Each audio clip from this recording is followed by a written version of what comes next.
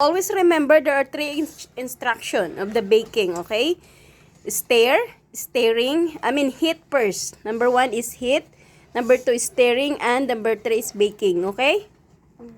You can do it. Blend that until it's well blended. See to it there's no lump.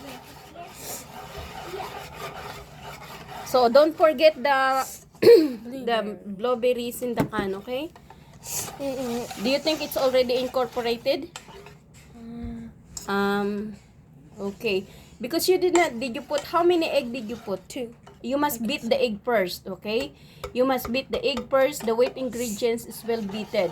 Because the flour, when you over beat the flour, it changed the, That's good enough, I think. but I think it's good enough. Can I see this one? Okay. You can stir also. You can put, if you want to do something, you can use the strainer if to make it sure. It's difficult to remove. Okay? You strain the water. Before you do your project, see to it everything is there. That's the proper way. Okay? You listen. Okay? Do it the basic one. Okay? If you want to learn the proper way. Okay? That's what it is. Okay? You can do it. Don't make mess. Because this is a basic skills. Cooking, sweeping, and all basic skills that you can taking care yourself. Before you keep dreaming to become a millionaire, you must fix yourself, okay? Because if you don't know how to fix yourself, oh my goodness, you must know the basic one. And any kind of jobs require the skills and require also the discipline.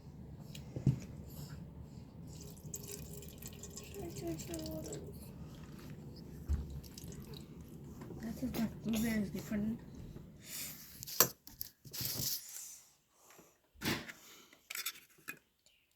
It's a lot of water.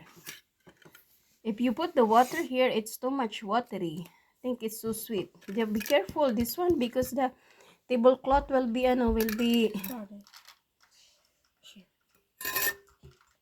Good stuff in the blueberries.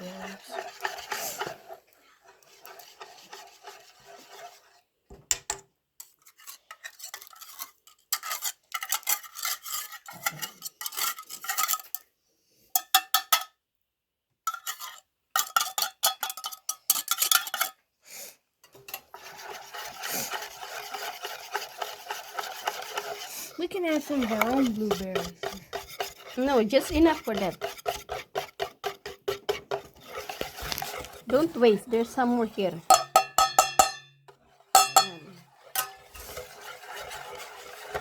Okay, I think it's enough. I hope it's not too watery. And drain this.